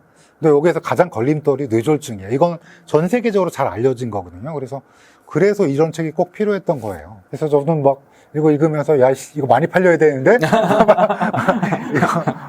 저도 똑같은 생각을 한 것 같습니다. 많이 팔려야 되는데. 선생님 지금 회사에서 네. FDA에서 하고 있는 치료제는 지금 개발하시고 있는 거는 뭐 공개하실 수는 없겠지만 그런 뇌출혈에 관련된 거죠? 네네, 공개하면 좋은데요. 공개해도 되나요? 아주 간단하게 얘기하면 뇌경색은 그러면 응급치료제가 있다는 얘기잖아요. 직관적인 원리로 생각하면 혈관이 막혔구나. 그럼 열면 되겠네. 여는 게 응급치료인데 뇌출혈은 없어요. 그러니까 뇌출혈은 이쪽 혈관이 터졌구나. 그럼 묶으면 되겠네가 되잖아요. 묶는 방법이 별로 없어요. 지주막하 출혈은 들어가서 코일을 이렇게 막는 방법이 있는데 다만 이게 뭐가 문제가 되냐면 혈액이 혈관 안에 있을 때 너무 중요한 물질인데 혈관 밖에 있으면 독성 물질이나 다름이 없어요. 특히 우리 뇌는 모든 장기 중에 가장 약한 장기라서 혈액에 오염이 되면 염증이 생기면서 죽어가거든요. 이게 사실 부침용 두부예요. 살아있는 사람 만들면 이렇게 부들부들해요. 네. 거기에 피가 쫙 깔린다고 생각하면 네. 다 망가지죠. 다 쫙 염증이 퍼져나가는 거죠. 그래서 어떻게 보면은 가장 강력한 소염제가 응급치료제의 핵심인데 그게 없어서 제가 좀 이거 하고 있는 신약회사가 그게 아주 강력한 소염제를 만들었다고 생각하시면 됩니다. 회사 이름 공개해도 되나요? 네네, 뭐, 세닉스 바이오테크. 네. 그거 잘 되기를 기대합니다. 이 책도 잘 되고. 왜냐하면 네. 지금 진짜로 지주막하 출혈 때문에 45에서 50% 가까이가 네네. 돌아가시니까 이게 강력한 항염증으로 조금 후유증도 적게 하고 네. 개발을 사망하실 분들을 살리게 만들고 장애가 있는 분들을 장애가 덜 하게 없게. 조금이라도 이쪽으로 쉽게 줄이게. 하게 만드는 응급치료제죠. 네. 환자도 보시고 약품도 개발하시고 약물도 개발하시고 책도 쓰시고 모든 게 만능이시네요. 그런 건 아니고. 시간을 쪼개서 하려고 애를 쓰고 있습니다. 선생님 마지막으로 인사 한번 해주시죠. 사실 뇌졸중을 예방하는 방법이 사실은 굉장히 간단하다는 걸 얘기 드리고 싶었습니다. 그래서 여러분들이 이 책을 읽어보시고 아주 간단한 습관들을 조금만 하시면 여러분들 인생에서 여러분뿐 아니라 가족들이 아주 행복하게 지낼 수 있을 만하게 뇌졸중 없이 살 수 있을 거라고 생각합니다. 감사합니다. 네, 감사합니다. 손 따면 되지 않나요? 네. 옛날에 뭐 급체나 안에 뭔가 문제가 있다 그러면 손을 따는 그건 어떻게 생각하세요? 되게 흔하게 하시는 게 팔다리 주무르시고 사실 뭐 하지 말라고까지 할 건 아니지만 도움은 확실히 안 된다. 살다리 주무르는 거는 좀 그럴 수 있는데 팔다리 주무르는 거는 서로 이제 정서적인 교감이 되겠죠. 안녕하세요. 서울대학교 의과대학 법의학교실 이성호입니다. 지난번에 뇌졸중에 관해서 저희 서울대학교 이승훈 교수님 모시고 한번 잠깐 대담을 했었는데 정말 많은 관심과 반응을 보내주셨어요. 또 여러분이 궁금해하시는 것들을 좀 더 깊게 말씀드리기 위해서 오늘 또 한번 되게 번거로우시게 제가 부탁을 드렸는데 또 흔쾌히 와주셔서 오늘 또 말씀을 들어보도록 하겠습니다. 선생님 안녕하세요. 네, 안녕하세요. 또 불러주셔서 감사합니다. 저는 서울대학교 병원 신경과 이승훈 교수라고 합니다.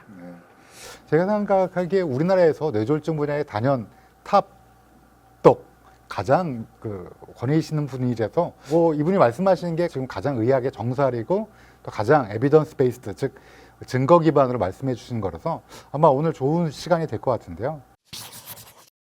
우선 제가 댓글 내용을 보다 보니까 젊은 분부터 부모님 여러 가지 다양한 나이대에 뇌졸중이 정말 발생하는구나 또 그 아래 사연들이 있었는데요. 통계적으로 가장 취약한 연령대는 어떻게 됩니까? 이거 워낙 생각보다 흔한 병이고 사실 가벼운 뇌졸중도 많기 때문에 이제 실제 통계적으로 많은 연령대라고 하면 단연 70대. 70대.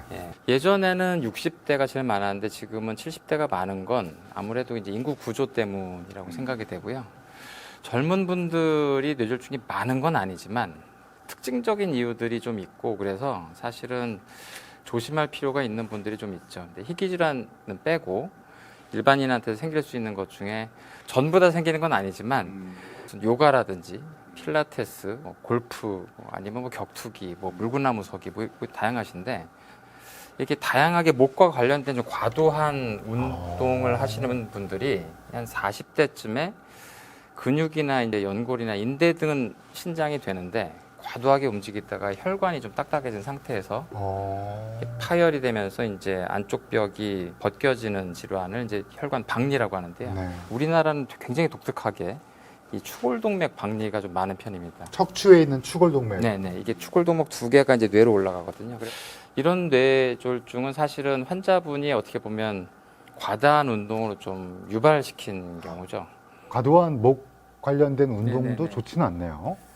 근데 또 이렇게도 일반화하면 이제 안 하시는 분들이 이제 하는 분들 욕하고 또 하는 분들은 또 이제 내가 이상한 소리 한다고 막 그럴 텐데 얼마 전에 뉴스는 미국에서 보니까 이제 목 안마기가 뭐 뇌졸중을 유발한다 뭐 이런 뉴스도 났었는데 그게 이제 같은 맥락이거든요. 그래서 이쪽 추골동맥에 과도한 그런 부하를 주는 운동이 조금 위험할 수가 있습니다. 네. 그래서 적당한 수준으로 하시는 게 왜냐하면 본인이 이제 이 추골동이 파열되기 전 아니 파열된다 뭐 이런 걸 알 수가 없거든요. 그래서 이제 그런 걸 평상시 조금 조심하시면서 진행하시는 게 좋지 않을까 싶고요.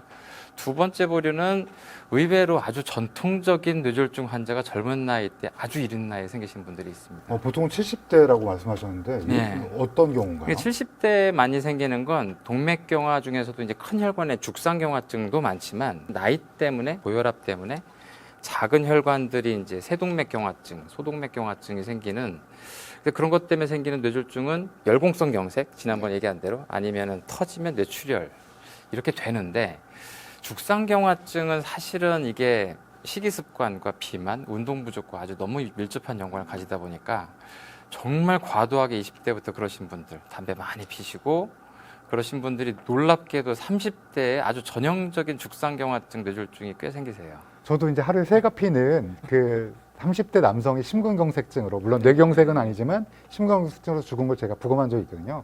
뇌경색증도 생기는군요. 뭐 대개 이제 그분들의 체격이 대단하시고 네. 이제 100kg을 쉽게 넘는 그런 분들도 많으시고 담배를 뭐 굉장히 많이 피시고 당연히 이제 20, 30대니까 이제 건강 신경을 안 쓰셨던 분들 중에서 그런 일들이 좀 생깁니다. 젊으니까 이제 70대라고 얘기했으니까 난 뇌졸중은 앞으로 뭐 30년 뒤, 40년 뒤 얘기구나 그렇게 생각하시고 마음대로 사셨다간 아주 이른 나이에 아주 전형적인 뇌졸중을 만날 수도 있습니다. 그리고 이제 밤에 갑자기 자다가 뇌졸중 온다 이거 얘기하면 많이 그 질문이 있더라고요. 왜냐하면 우리 생각엔 뇌졸중은 막장 드라마 보면 우리 아니 네가 내 딸이라고 하면서 이렇게 하면서 이렇게 쓰러지는 거 생각하는데 자다가도 그럴 수 있나요? 왜? 자다가가 굉장히 흔합니다. 그렇죠. 그러니까 이제 뇌경색과 뇌출혈을 나눠서 얘기하면 뇌출혈은 어떻게 보면 혈압의 충격에 의해서 혈관이 터지는 거니까 일상생활 중 내지는 좀 과도한 혈압이 올라가는 상황이 좀 지속적으로 반복되던 시기 그래서 낮에 많이 터지는데요. 자다가 뇌출혈은 거의 안 생기는데 뇌경색은 그 동맥경화는 있지만 그 동맥경화반에서 혈전이 갑자기 생겨야 되는데 혈전이 생길 수 있는 시기가 밤 동안에 탈수가 되고 자면서 물 마시는 사람은 없으니까요. 그래서 이제 탈수가 되고 뭐 그런 상황일 때 많이 생기다 보니까 뇌경색은 굉장히 흔한 편이어서 그래서 이제 아침에 뭐 하고 이렇게 뭐 중간에 그런 게 아니고 본인도 모르는 사이에 스르르 뇌경색이 와버렸기 때문에 깨워도 반응이 없거나 이제 몸이 이상하다고 막 얘기하거나 아침에 그런 경우가 굉장히 많이 있습니다. 노인분들께서 은근 탈수가 많으세요. 네. 잘 물을 많이 안 드시니까 주무시다가 또 이제 탈수가 지속되다 그럴 수 있다는 게 굉장히 시사하는 바가 있는 것 같은데요. 평소 이제 제가 몇 개 질문을 비슷한 걸 봤는데 두통이 많은 걸 되게 걱정 많이 하세요. 이게 혹시 뇌졸중 아니냐? 왜냐면 내가 이제 뭐 판잘, 개보린 이런 걸 달고 산다. 일상에서 어지럼증이나 아니면 두통이 있으면 혹시 뇌졸중의 전조 증상 아니냐? 그러니까 일반 두통과 뇌졸중이 어떤 관련이 있는지를 묻는 질문도 많았는데요. 예, 근데 사실은 여러 번 말씀드렸지만 대부분 관련이 없습니다, 사실. 이런 두통은 이제 일반적으로 원발성 두통이라고 해서 두통을 일으키는 원인이 의외로 이제 머리 뼈 바깥의 근육통인 경우가 절반 이상이고요. 그리고 이제 근육통이 아닌 이제 편두통성 두통의 경우는 이제 물론 뇌 안쪽에 혈관 때문에 생기긴 하는데 혈관의 뭐 기능적 이상, 운동 불안정 이런 것 때문에 생기는 거라서 사실 그런 기능적 이상이 뇌졸중을 일으킬 가능성은 뭐 없다고 보셔도 됩니다. 예. 두검에 보면 여기 옆에 이렇게 얇은 근육도 있고 머릿속에도 근육이 좀 있거든요. 이 안쪽에. 그런 것 때문에 아마 이렇게 그런 것 때문에 아픈 것도 있고 또 혈관이 이렇게 기능적으로 수축, 그러니까 안이 막혀서가 아니라 그냥 자기가 수축하면서 카페인 같은 게 영향이 될 수 있나요? 카페인은 오히려 약간 두통을 완화시키는데 완화시켜주고.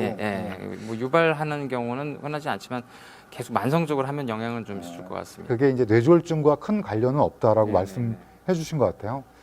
또 이게 또 제가 생각하기엔 중요한 질문 같은데요. 일시적인 언어장애나 한쪽 마비가 잠깐 왔다가 괜찮아지면 잠깐 막혔다가 뚫린 것으로 봐야 되는지 이런 경험이 있으면 병원에 가야 되는 건지 뭐 이런 질문이 있었어요. 네, 사실 제가 이런 것들을 오히려 더 강조해서 얘기를 하죠. 그러니까 여태까지는 지금 뭐 그런 건 걱정하지 마세요라고 얘기를 했지만 뭐 요거는 환자분이 확실하게 이제 이런 신경학적 증상을 느꼈다라고 하면 이때는 지체하지 마시고 응급실에 가셔야 됩니다. 그래서 본인이 이제 뇌졸중 전조 증상이 있었다라고 하면 병원에서 이제 뇌졸중을 보는 병원은 반드시 이제 환자를 입원시키고 예, 뇌졸중이 오지 않게 그 다음부터 조치를 취해야 할 겁니다. 그러니까 이거는 명확한 전조 증상이고요. 예, 뇌졸중이 왔다가 운이 좋게 풀린 것이기 풀린 때문에. 거죠. 예. 그런 경우가 가끔 있으니까 여기 보니까 제가 그 전조 증상, 그러니까 미리 이렇게 이제 병 때문에 생기는 증상이 여러 가지가 있는데 제가 이제 제 사돈 어른이 이제 저희 여동생 사돈 어른께서 여행을 갔다 오시고 막 스트레스 많이 받잖아요. 해외여행 갔다 오면. 근데 갑자기 한쪽 손이 이상 운동을 하신다고 전화가 온 거예요. 그래서 제가 빨리 이제 가까운 병원에 가셔서 신경과 선생님 빨리 만나봐야 된다 해갖고 다행히 빨리 치료를 받으셔서 큰 문제가 없었거든요. 그것도 전조 증상이 될 수 있는 거죠. 대개는 뇌졸중 증상인데 말씀해 주신 것처럼 이제 언어 장애가 있거나 이제 팔다리 힘이 빠지거나 언어 증상이란 건 말할 때 약간 대개는 어눌해진- 가장 흔한 건 발음이 좀 뭉개져서 예, 구음 장애라고 표현하는데 이게 우얼우얼 하듯이 발음이 명확하게 나오지 않는 상태가 가장 흔합니다. 좀 더 드물게는 이제 언어 중추 자체가 이제 망가져서 말을 이해를 못하고 아니 말을 하려고 했는데 말을 못하거나 아주 본격적인 언어 장애가 생겼다 풀리는 경우도 있고요. 시야 장애가 생겨서 양쪽 눈이 한 편이 안 보였다가 보이는 수도 있고 그리고 또 이제 갑자기 비틀거리거나 아니면 이제 굉장히 심한 이상한 어지럼증이 빙글빙글 도는 내 몸이 돌거나 세상이 도는 것 같은 어지럼증을 느꼈다가 풀리는 경우 이런 것들 다 뇌졸중의 전조 증상에 해당됩니다. 근데 아까 이상 운동을 하셨다고 했는데 이건 희귀한 건데 사실 이건 떨었어요. 막 떨면서. 예, 그러셨어요. 의사들도 사실 놓치기 되게 어려운 거라서 혈관이 막혔을 때 여기에 이제 그 시상 부위에 운동 중추에 침범이 되면 환자분들이 마치 한쪽 편이 이렇게 벌컥벌컥 움직이시는 경우가 있습니다. 이렇게 움직이게 되면 이제 본인 의지와 무관하기 때문에 굉장히 이상하다고 생각하는데 이게 아주 뇌졸중 전조 증상에서만 생기는 독특한 증상이에요. 뇌졸중이 생기면 또 안 생기고 이게 큰 혈관이 막혔다 풀릴 때 이쪽 운동 중추가 흥분을 해서 생기는 증상이거든요. 오, 그럼 제가 잘 가이드를 해드렸네요. 예, 예, 굉장히. 예, 그리고 굉장히 큰 뇌졸중이 예상되는 상황일 가능성이 있죠. 예. 잘했군요, 제가. 사실은 이게 굉장히 중요한 거죠. 제때 가냐, 신경과 의사의 치료를 받느냐, 안 받느냐가 삶의 퀄리티가 또 달라질 가능성도 분명히 있는 거. 오, 엄청나죠? 예, 그 전조 증상 환자의 40%는 거의 무조건 재발을 하니까요. 48시간 내에. 그러니까 이제 거의 위험한 상황인데 그때 꼭 치료를 받아야 되는 거죠. 러브 TI5GH님이 병원 가서 MRI 찍으면 뇌혈관 문제 알 수 있나요?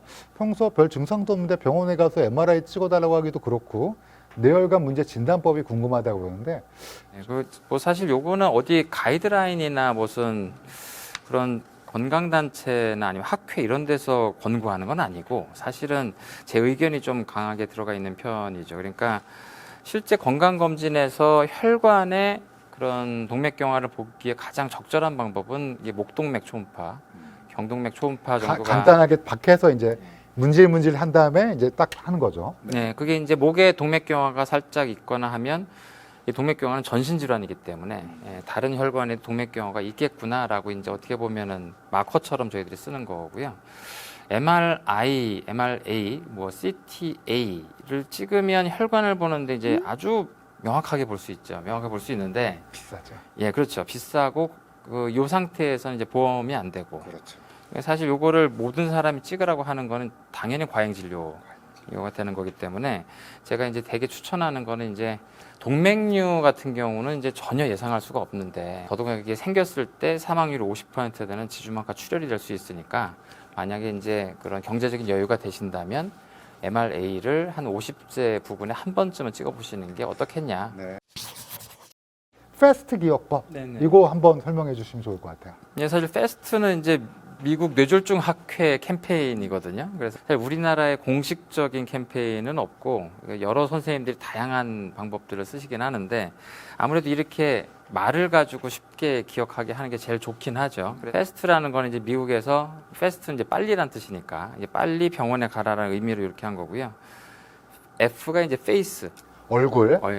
얼굴에 마비가 왔거나 그다음에 A는 암. 그래서 암은 이제 팔만 얘기하는데 여기서 팔다리라고 이해하시면 되겠고 팔다리 한쪽 팔다리에 마비가 왔거나 힘이 없어지거나. 예, S는 스피치 해가지고 이제 아까 말씀드린 대로 언어 장애나 이제 발음 장애 그런 게 생겼을 때 T는 이제 타임, 타임. 예, 시간이 없으니까 빨리 병원에 가라. 꼭 기억해 주세요. FAST, face, arm, 팔다리, S가 뭐였죠? 스피치. 스피치. 네네. T, time.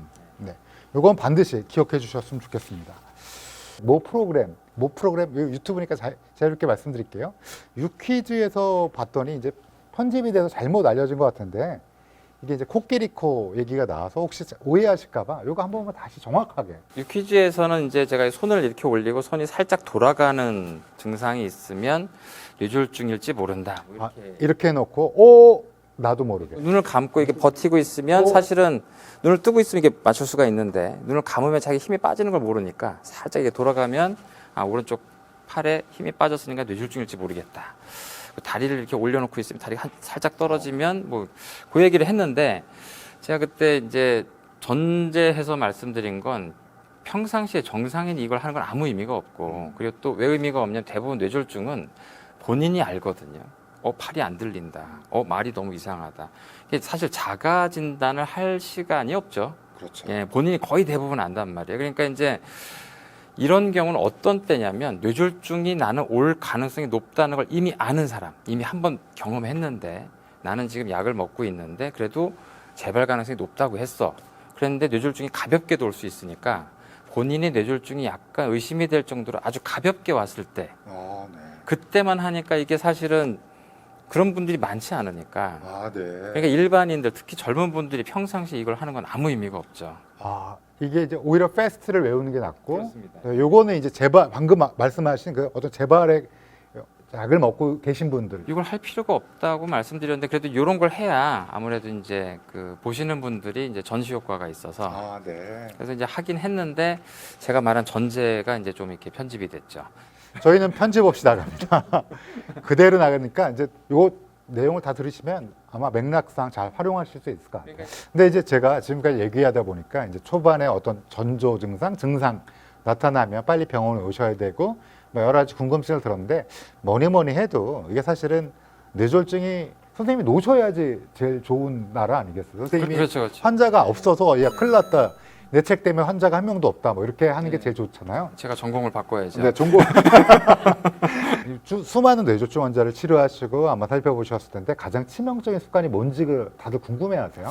가장 치명적이라고 하면은 참 이게 유튜브 특성상 이것만 안 하시면 됩니다. 뭐 맨날 이거긴 한데 이게 좀 제 입장에서도 마땅치 않지만 질문이 그러니까 가장 치명적인 게 너무 많아가지고 일단 첫 번째로 무조건 말씀드릴 수 있는 건 고혈압을 항상 신경 쓰고 계셔야 됩니다. 그러니까 이제 고혈압이 생겨도 증상이 전혀 없다는 거를 자꾸 제 얘기를 안 믿으세요. 그러니까 고혈압이 아무리 혈압이 올라가도 본인이 느낄 수 있는 증상이 없다. 아니 난 두통이 없는데 무슨 고혈압이냐 이렇게 생각하시면 안 된다는 거죠. 그렇죠. 두통이 고혈압을 표현한 건 아니죠. 예, 오히려 두통이 있을 때 혈압이 올라가는 건 두통 때문에 올라가는 거죠. 예, 그러니까 사실 스트레스 받으니까. 우리 몸은 어떤 스트레스건 정신적이건 몸의 스트레스건 카테콜라민 리스폰스가 반드시 있어서 이 혈압을 올리는 작용을 당연히 하게 되는데 뛰어도 확 올라가요. 예, 그런 상황이 혈압 올라간 거를 이제 그때 고혈압을 이제 겁내시는데 그게 아니고 아무 증상이 없고 이렇게 편안하게 쉬고 있을 때 혈압을 재는 버릇을 들이셔야 됩니다. 그래서 병원에 오게 되면 대부분 긴장을 하시기 때문에 혈압이 좀 올라가서 그것도 정확하지 않으니까 제가 얘기 드리는 거는 이제 작은 혈압계를 하나 사서 이게 장난감처럼 이렇게 쉬시다가 생각나면 옆에 눈에 띄면 재보고 해서 집에서 재는 혈압이 130에 80을 넘어가면 그건 약간 위험 신호거든요.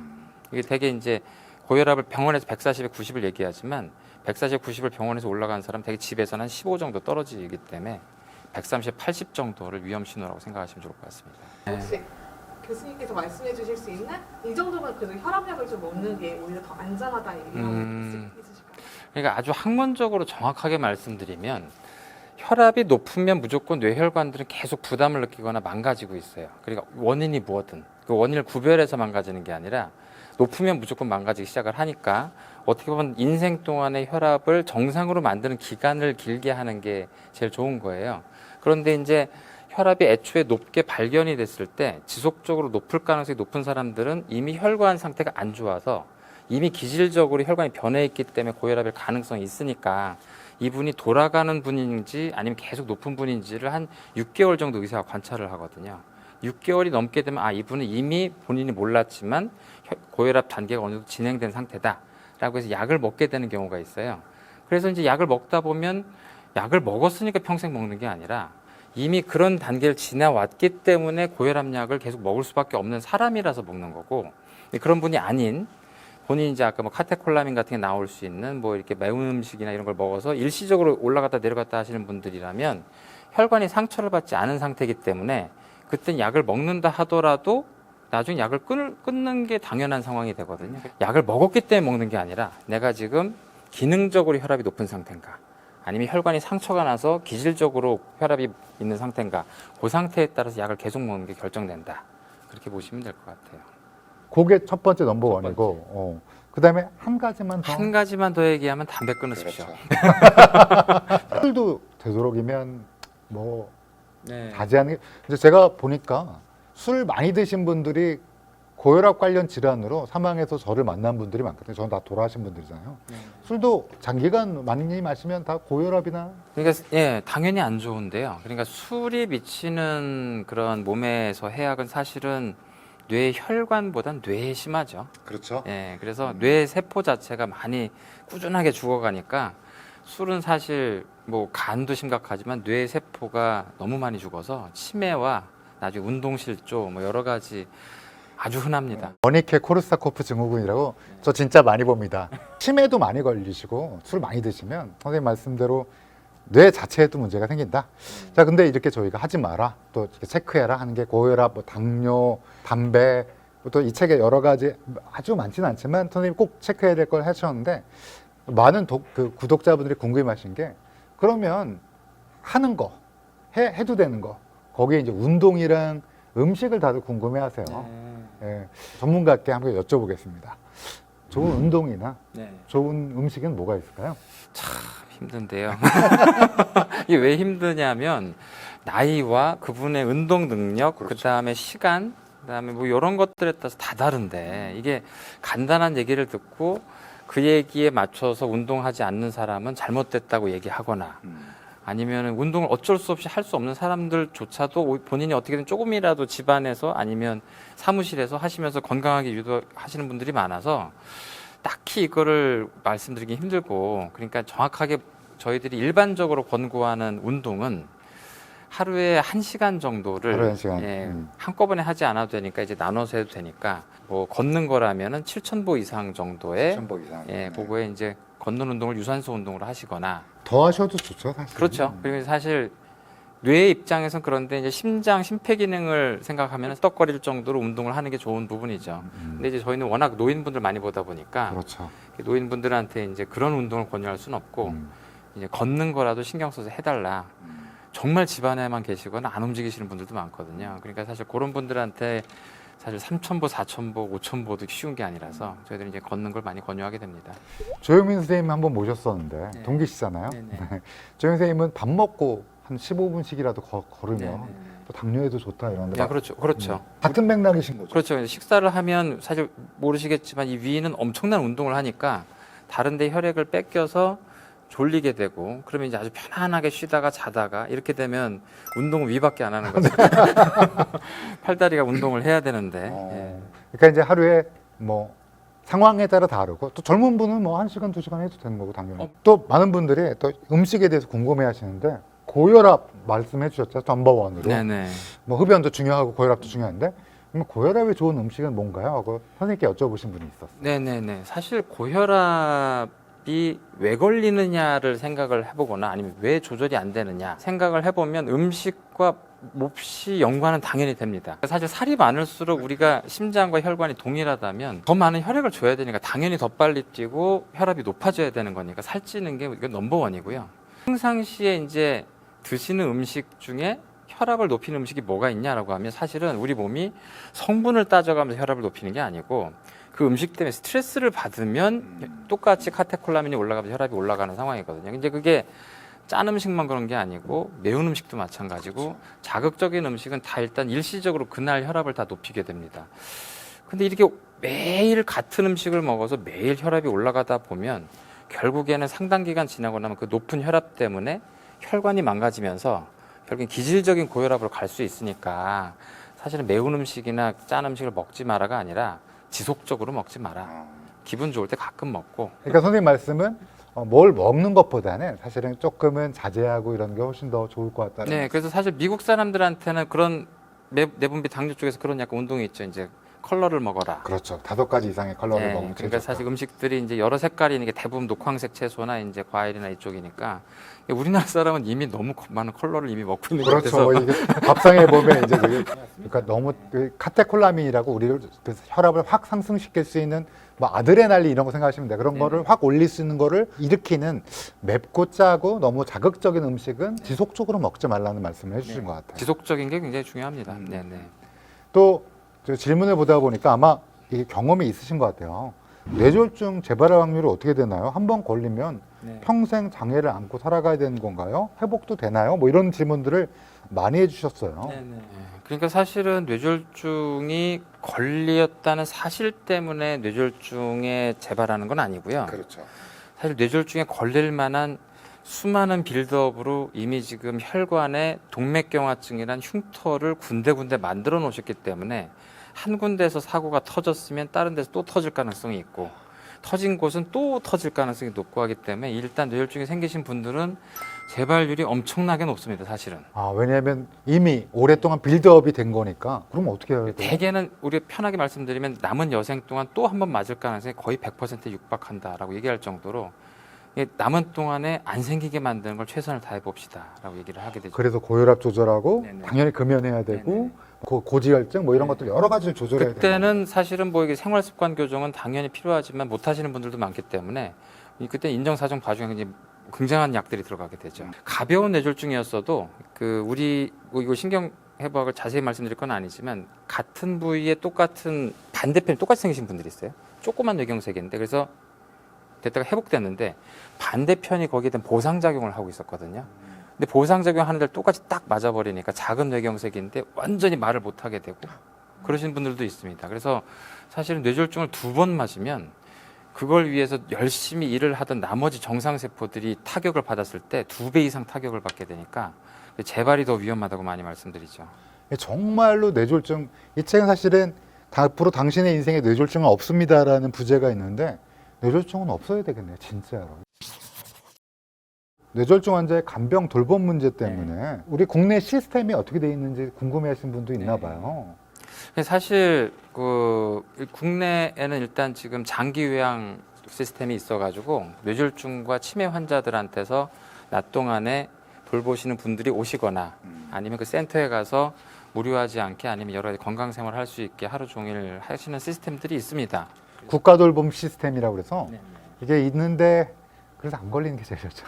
그렇죠, 그렇죠. 걸리신 상황에서도 이제 보호자분들이 낮 동안에 이제 환자분한테 그런 시간을 많이 뺏기지 않도록 나라 시스템이 있으니까 그런 걸 잘 활용하시면 좋을 것 같고요. 뇌졸중 환자는 다 활용하실 수가 있습니다.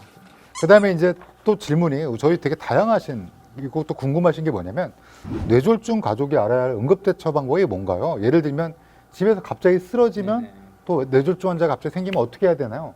당연히 119에 신고하셔야 됩니다. 119에 뭘 말해야 될까요? 제가 요즘 요 얘기할 때 추가해서 얘기하는 게 있는데요. 그러니까 사실 대개는 이제 부모님들이나 그런 상황에서 어머님들이 의식을 잃는 경우도 있고 아니면 본인이 이제 의식은 있는데 어디가 이상하다 내지는 표현을 못하는 경우가 있을 거잖아요. 근데 의식을 잃는 경우도 흔하단 말이에요. 그게 이제 실신으로 끝나는 경우도 있지만 현재 심장마비인 상태일 수도 있어요. 환자분이 만약에 봤는데 꼼짝하지 않고 의식이 없는 상태다라고 생각이 되면 그때는 일단 119를 하는 건 맞고 그다음에 이제 숨을 쉬거나 뭐 맥박을 뭐 자세히 보면 좋겠지만 그런 거 보지 않는다 하더라도 일단은 심폐소생술을 하라고 돼 있죠. 심폐소생술. 예, 그래서 일단은 심폐소생술을 하셔야 됩니다.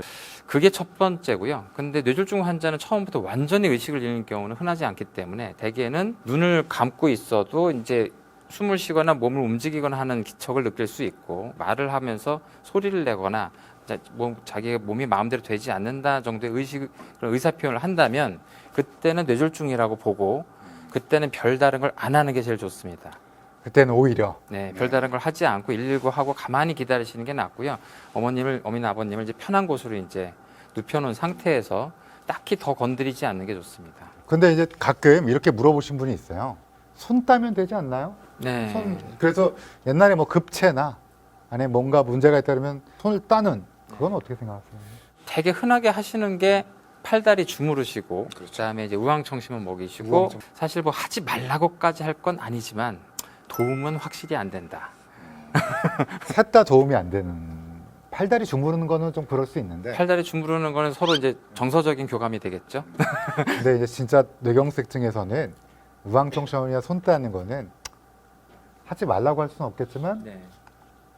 안 하거나 똑같은 그러니까 사실 과학적으로 조금 나쁜 점만 말씀드리면 우황청심 안에 들어있는 성분이 대개는 심장 기능을 좀 떨어뜨리거나 진정되거나 혈압이 떨어지기 때문에 뇌경색은 지금 몸에서 혈압을 올려서 혈액을 더 보내려고 애를 쓰는 상황이라 환자의 자연적인 치유 과정을 좀 방해할 수 있고요. 오히려 예, 그래서 오히려 뇌경색 환자는 처음 병원에 와도 저희들이 혈압을 오히려 높이거나 그렇죠. 예, 낮추지 않는 게 굉장히 중요한 치료거든요. 그래서 이런 혈압 강화제는 먹이지 않아야 되는 게 중요하고요. 손발 따는 행위는 환자분이 혈액을 최대한 머리에 모으려고 이렇게 애를 쓰는 상황인데 바깥으로 피를 예, 손발에 오히려 혈액을 집중시키는 행위이고 또 위생적으로 문제가 되기 때문에 안 좋은 거라고 볼 수 있죠. 아 그렇군요. 사실은 여러 가지 속설도 많고 뇌졸중에 대해서는 잘못된 것도 있었는데 오늘 많이 정리가 된 것 같습니다. 선생님 혹시 뇌졸중 실제 담당했던 환자 중에서 네. 좀 많이 안타까웠던 사례라든지 이런 거 좀 네. 소개시켜 주시면 어떨까요? 네.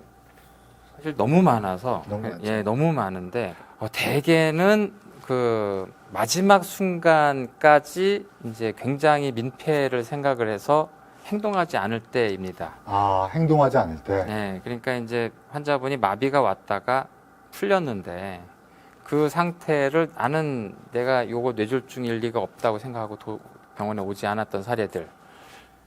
아 이게 잠깐 힘이 빠지고 그랬었는데 네. 풀렸네요. 네, 뭐 네. 이래서 그때 반드시 와야 되는데 네, 그리고 사실 책에도 쓴 사례 그분을 자꾸 얘기하면 좀 약간 죄송하긴 하지만 그분은 사실 굉장히 많이 교육받으신 분이고 그다음에 그 운동이나 예술 활동 제가 일부러 헷갈리게 하려고 좀 이렇게 운동이나 예술 영역에서 이제 아주 활발하게 하시던 분이셨는데 그래서 본인의 몸이나 몸 관리나 이런 게 아주 철저하신 분이었어요. 몸 관리만 철저하시고 고혈압, 당뇨, 고지혈증은 전혀 보지 않으시고 그런데 예, 그래서 이분이 처음에 MRI를 봤을 때 저희들이 굉장히 깜짝 놀란 게 고혈압으로 인해 손상된 뇌가 엄청났습니다. 그러니까 아주 그렇게 활발히 활동하셨던 분인데도 분인데도 혈압은 이제 본인이 고혈압일 리가 없다. 어릴 때부터 난 저혈압이었다. 그래서 네. 아유, 너무 안타깝다. 예. 그래서 결국에는 이제 뇌경색이 그땐 가볍게 와서 지금부터 약을 잘 드셔야 된다. 네. 와, 근데 철저하게 아무것도 안 드셨어요. 이게 의사를 믿지 않으면 병원을 안 오시는 분들이 대부분일 거라고 생각하시는데 이게 건강에 관심은 많으면서 잘못 믿으시는 분은 병원에 와서 매번 따지기만 하시는 분들이 있어요. 실제로 네. 수능은 안 하고 그래서 예, 안 하고 계속 꼬박꼬박 와가지고 따지고 약은 받아가지 않고 아니면 받아갔어도 먹지 않고 그래서 그분이 3번 재발하셨어요. 아이고야. 그래서 지금은 휠체어 타고 계십니다. 지금은 말을 너무 잘 들으세요. 약간 좀 빨리 그랬으면 얼마나 좋았을까요? 그러면 처음에는 완전 회복됐었거든요. 네. 그러니까 그때부터 하셨으면 지금 휠체어 타실 일이 없죠. 아니 스티브 잡스랑 똑같네요. 스티브 잡스 정말 똑똑한 사람인데 맞아요. 왜 의사 지금 살아있었을 거야 아마 그대로 했었는데 그분도 너무 안타까우신데요. 네. 이게 의사가 얘기하는 거를 근데 가끔 이제 불신하신 분도 계시긴 하시는 것 같아요.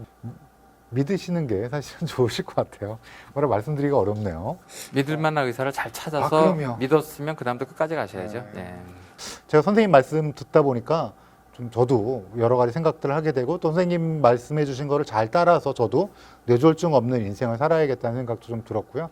저도 이 책을 오늘 어제 다시 한번 쭉 읽어봤는데 다시 보니까 더 좋은 것 같아요. 그래서 여러 가지 분류 이런 거는 조금 이제 어려울 수도 있지만 이 안에 있는 많은 내용들이 다 궁금해 하시는 게 있어서요.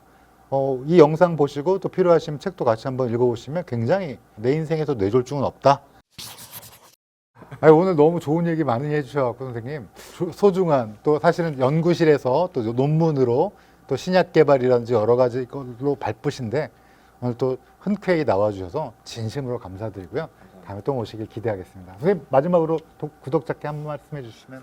예. 오늘 말씀드린 게 사실은 실질적인 사례들 얘기하니까 저도 이제 진료실에서 외래 보듯 해서 굉장히 잘 진행될 수 있게 해주셔서 감사합니다. 그리고 구독자 여러분, 저도 사실 요것 때문에 대멘톡을 알게 됐는데 굉장히 유용한 채널인 것 같습니다. 그리고 제가 오늘 말씀드린 뇌졸중에 대해서 부족하다면 이 책을 한번 읽어보시고 제가 외래 진료실에서 더 여러분들께 잘 말씀드릴 수 있는 기회가 있으면 좋겠습니다. 아니 외래 진료실에서 말씀드리면 안 되죠.